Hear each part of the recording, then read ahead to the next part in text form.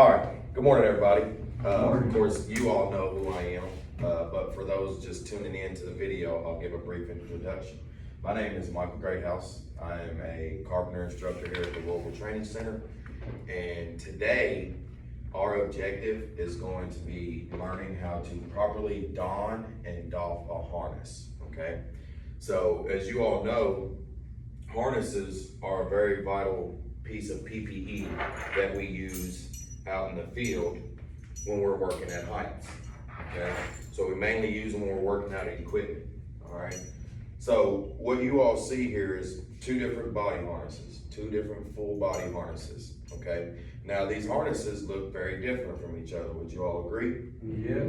Now these harnesses, they have different features, but there's three features that every harness is required to have that both of these harnesses have alike, okay? Now, one has more what we call bells and whistles than the other. As you can see, this one looks really plain, and then this one looks pretty beefed up, right?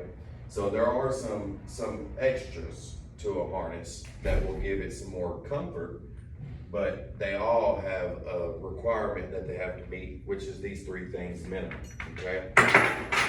So on a full body harness, the three minimum requirements is going to be some form of chest strap. Okay, as you all can see, this is not necessarily a strap, it's a turnbuckle, right? So the fastener may be different. On this harness here, it is indeed a strap. This is called a pass-through, okay? So this would just pass through here, like so. It'd be easier if I had it on, but it'd just pass through like so. And then you got your chest strap, okay? That's called a pass-through. So there's different types of connectors for these. But they are required to have the chest strap, okay? So the chest strap is one, all right? Now let's talk about the proper placement of the chest strap, okay? So the chest strap should be placed between the nipples, okay? Between the nipples is the best place for it. Above the sternum is the best way they describe it, but between the nipples is the easy way for most of us to remember, okay? So between the nipples is where the chest strap is gonna be placed. And the reason being is because when we fall in a full body harness, our entire body is going to adjust down in the harness, right? Which means the harness is going to do this number here. Notice that the chest strap moved up, right?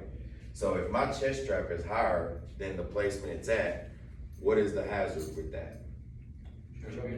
I could be choked out, right? So once I adjust, this now could be choking me out, and now I'm in more danger than just hanging out, right? So the chest strap placement is supposed to be just over the nipples, okay? And that's just the proper placement for it. Now, if you place it too low, you face the risk of falling out of the harness if you were to fall, okay? Because then you have more room up here that you could flip over, and then you can simply slide out of the harness, all right? So the chest strap placement is going to be placed over the nipples, okay? Now, the next part I'm going to talk about is the D-ring placement. See this D-ring back here? Mm-hmm. Everybody knows what this is for? Okay, so this is for connecting, all right? This is what we tie off to. So when we're working out of lifts or we're working at heights that are above 6 feet, then we have to have some form of fall protection. And if a personal fall arrest system is what we're going to be using, this D-ring on the back is what we're going to be connecting to. So you're going to be using something like a lanyard or a yo-yo, and that's for a different lesson. We'll talk about those parts in a different lesson, okay? But the D-ring is where you're going to connect these things, all right? Now, the placement of the D-ring is also critical. It's just as critical as the placement of the chest strap, all right? Because the D-ring, as you all can see, it is just between my shoulder blades. Everybody would agree? Yep. Okay, so just between the shoulder blades is the placement for the D-ring, all right? Now, the way the straps on your shoulders are set up, it's not going to be able to go much higher, but it is possible to have it lower, okay? I have seen guys wearing it where it's like at the, just above the crack, right? So lower back, all right? Now, if you were to fall in this thing, the purpose is you're going to be caught by the D-ring, okay? By whatever's connecting you to your anchorage, this is what you're going to be caught by. Now, the reason for it being placed between the shoulder blades is because when it catches you, it's going to hold your body upright, all right? Now, if this was down in my lower back and I were to fall, what would you all think that fall would look like? I'd be a little more flat, right, Issa? I'd be a little more flat, but we're not gonna fall flat like this, right? At impact, right? At impact, the maximum force our bodies can take in an impact due to OSHA standards is 1,800 pounds. Anybody gonna be able to hold their back stiff enough for 1,800 pounds impact? No. So what's that likely to do to our body? That's gonna bend us, right? So we could face the possibility of breaking our backs or seriously injuring our backs by being folded over in that manner, okay? So that's why you don't want your D-ring no lower than between the shoulder blades, because of course upon impact, it's gonna hold you straight up, and then all that force is just exerted to, down through the body, all right? So it keeps you from being bent, snapped like a twig, okay? So the chest strap, the D-ring, those are two key parts, right? Now the last part. This last part that I'm going to talk about is the one that a lot of people lack on, simply for comfort. Because a lot of people have this misconception that when we are wearing leg straps, we need to have them as tight as we possibly can. And a lot of people believe that. Now the problem with that is, because of that discomfort that comes with wearing your leg straps so tight, a lot of people tend to do one of two things. One, not wear them at all. They'll just let them hang. Or two, they'll wear them extremely loose, okay? Now, I typically have a picture that I will show the group of what it looks like to have loose leg straps, okay? But I'm gonna spare you all that trauma today, all right? We may look at that later on down the road as we talk about other things. But this leg strap placement, or the tightness of this leg strap, is extremely critical, all right? Because this leg strap is gonna be the part that keeps us from falling out of the harness, all right? All of our weight is shifted down into these leg straps if we were to see a fall, okay? So the proper tightness for these leg straps, let me explain. I should be able to take my hand in a flat position and slide it through the leg strap. Now, once my hand is in there, I should be able to make a fist, and I shouldn't be able to pull my fist out of that leg strap. Everybody see how my fist isn't wanting to come up out of there? And as you notice, that still leaves me a little loose here, right? But not so loose that something bad is gonna happen if I were to fall in this harness, okay?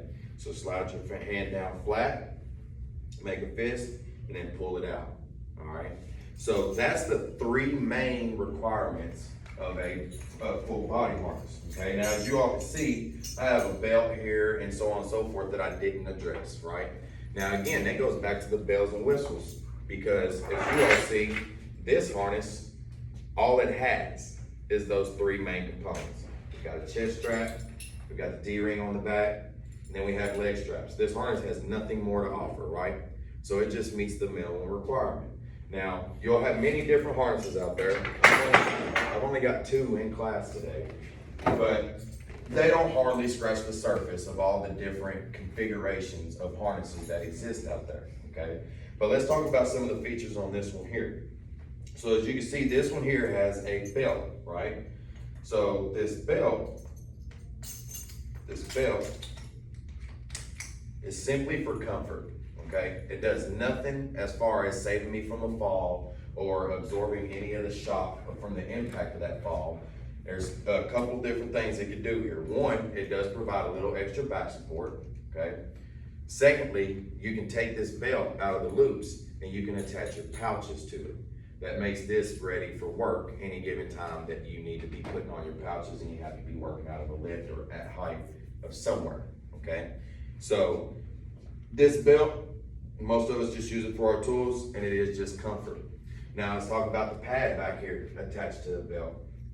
Again, just for comfort. That's all it is. This back pad back here is used just for comfort. It has nothing to do with the fall. It doesn't help with anything in the fall or anything like that, okay? Now also on this belt, there are some D-rings, okay? They're kind of hard to find, all right? But can anybody take any guesses as to what these D-rings are for? Hooking your tools to. Hooking your tools to. Everybody in here ever heard of tool tethering? Everybody in here has heard of tool tethering? Okay, so for those of you who haven't, tool tethering is when you take your tools and you attach them to your body or some kind of support that prevents them from becoming a falling object, all right? Now this is typical in scaffolding or working at any kind of height. Most of the time they're gonna require you to tie off your tools, to tether your tools, okay? So that's what these rings are for. Notice that harness doesn't have that. So again, it's just an extra feature, all right? Now also on this, up here, we have these little Velcro straps, right? So the purpose for these is a lot of times when we're wearing one of our, connectors, it's called a yo-yo. I'm sure everybody in here has seen a yo-yo, right? So the yo-yos have these hooks that are typically just dangling, right? And most of the time, a person will take and they'll hook it to their chest strap or whatever convenient they have to hook it to, okay? Now, the perk of this one here is if you have this, that means there's a cable hanging loose around your body, right? So if you were to walk by something and that cable were to get hung up and snag, it's gonna jerk you and cause you to fall or something of that nature, right? Well, what's cool about these right here is if I get hung up on something, it's just gonna break away. It's not gonna hurt me in any way, shape, or form. It's gonna allow this to give way, but it's also Velcro to where I can do it again and again and not have to worry about it, okay? So there's a couple of those breakaways on this belt. Now also, one of the things I haven't talked about on here, you see these green hooks right here? These right here are called positioning hooks, okay? These are positioning hooks. So the purpose of these positioning hooks is, let's use concrete forms for an example, right?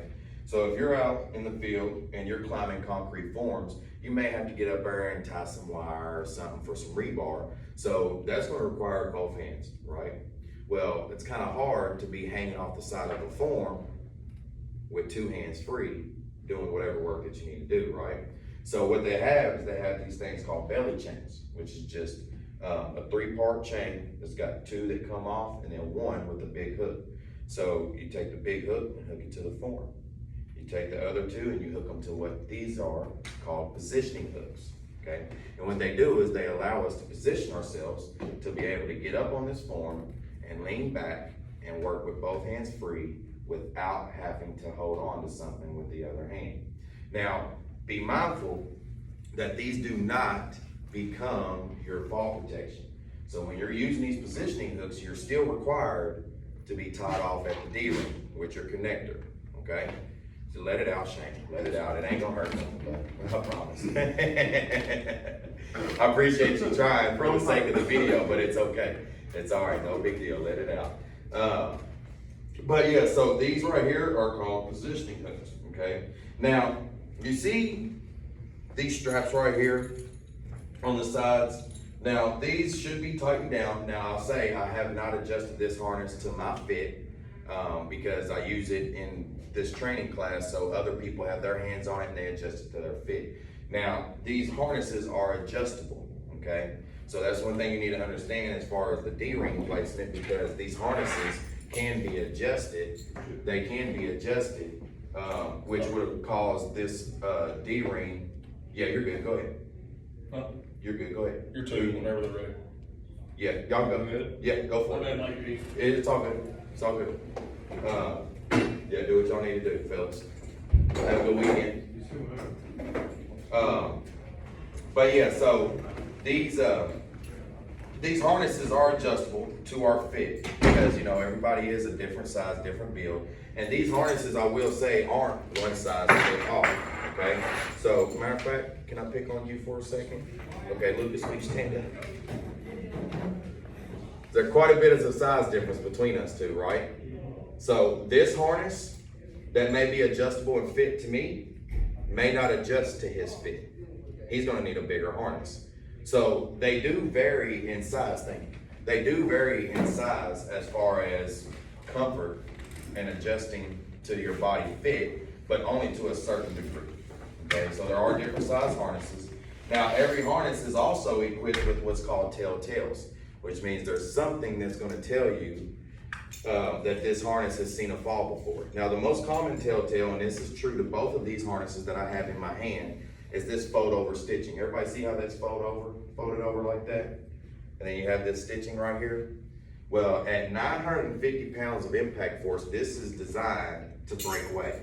That means this is gonna straighten out, okay? So when you're doing your inspection, if this is straight, then it has seen a fall, okay? Now another telltale along with this, a lot of times is not just the stitching, but they'll have paint markers on each end where it's folded over and then right here where they should match up.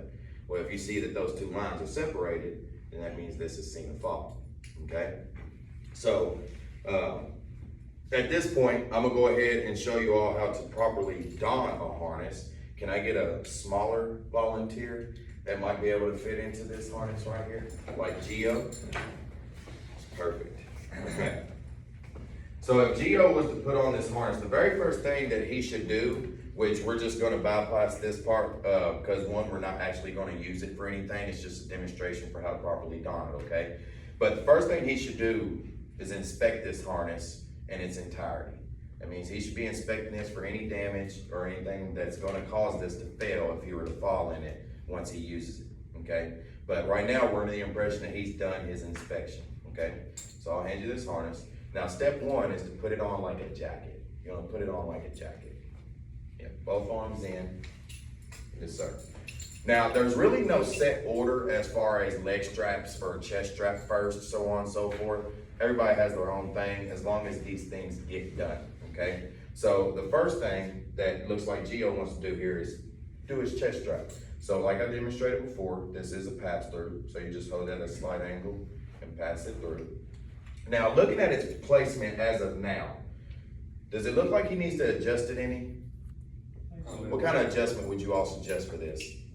Go down a little bit. He needs to adjust it down a little bit? Okay. So Gio, if you will, to adjust this one, you just simply hold that like so. Yep.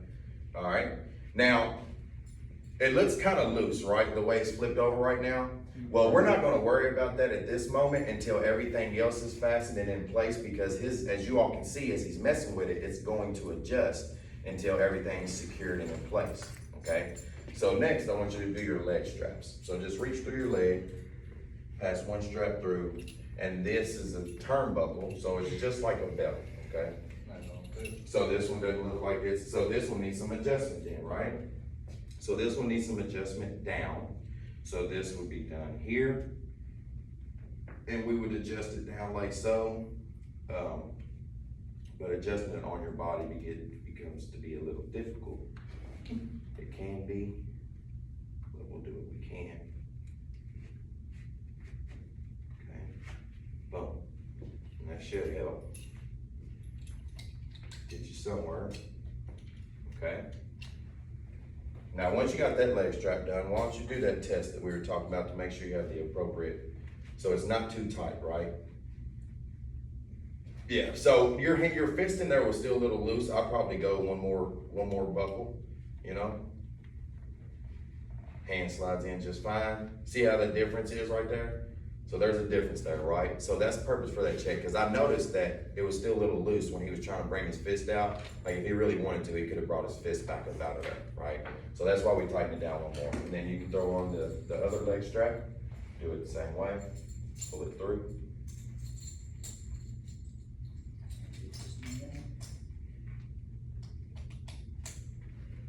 Good. All right. So now those leg straps are good. All right, you want to check that side as well. Now, something to be mindful of, and this is just a tip for when you're out there, okay? You shouldn't have anything in your pockets when you're wearing these full body harnesses, okay? Because they could become a problem if you were to fall, all right? So leg straps is good, okay? So now that he's got everything fastened, does it look like his chest strap needs a little bit of adjustment? Still looks a little loose? It used to be a little tighter. Just a little bit tighter, right? And so the tightening of this is pretty simple. Same way that we kind of did this. You just pass this through like so. Just pull it on through. And tighten it like so. And then that made it a little bit better, right? Now, will you turn around and show the people where your D-ring is as of now? What about his D-ring placement? How does that look? I mean, pretty good. A little too high up. Looks a little too high for you because of the shoulder blades, right? So this could be adjusted down, right? Yep. Okay, now the adjustment of the D-ring up and down on this harness is super simple. Again, it's one of those things that's a little difficult to do on the body because there's tension on the straps, right? But this literally will just shift down. You just need enough to where you can feed it through. Because as you can see, it passes through a couple different obstacles, which makes the friction enough to hold it in place. But that would easily be adjusted down. If it were off his body, we could just simply slide it down a little bit, and then that would be in its place. Okay? So with that, overall, if this were adjusted down a little bit, he'd be ready to go, right? Okay? So this is how you properly don a harness. Now to properly doff it, which that term just simply means to take it off, you would repeat the same steps in reverse, okay? So with that being said, what kind of questions do you all have for me?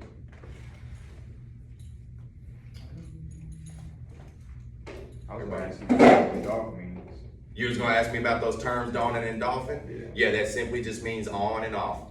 Where those terms came from, I have no idea. I just know they get used in this, in this instance. So I use them, accordingly. Now, typically I'd say put a harness on, take the harness off, but don and doffing is just a term that they use here. So I just try to use it. Are they typically provided by your employer?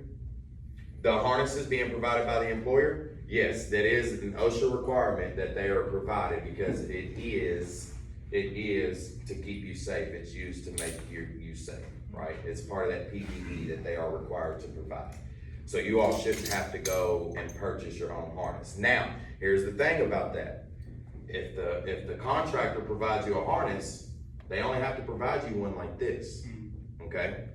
That meets the minimum standard. It's gotta be big enough. It does have to be appropriate size, that is correct. And look who's paying attention, because that guy needs it, A contractor handing him this harness is not okay. That's not okay. And it's good that he understands that he has the right to ask for one that fits him, okay? But they are to be provided, but they only have to provide the ones that meet the minimum standard. You want one like this, that's got the extra bells and whistles, you're gonna have to invest in your own. Can the contractor buy you one? Some will. But they're not required to. They're only required to provide the minimum. And that's those three things that we just discussed. Got other questions I got? Pretty well. Everybody got a pretty good understanding of how to properly don and doff a harness? Okay, so at this point, what I'm gonna do is I'm gonna have everybody practice donning and doffing a harness. Take it up.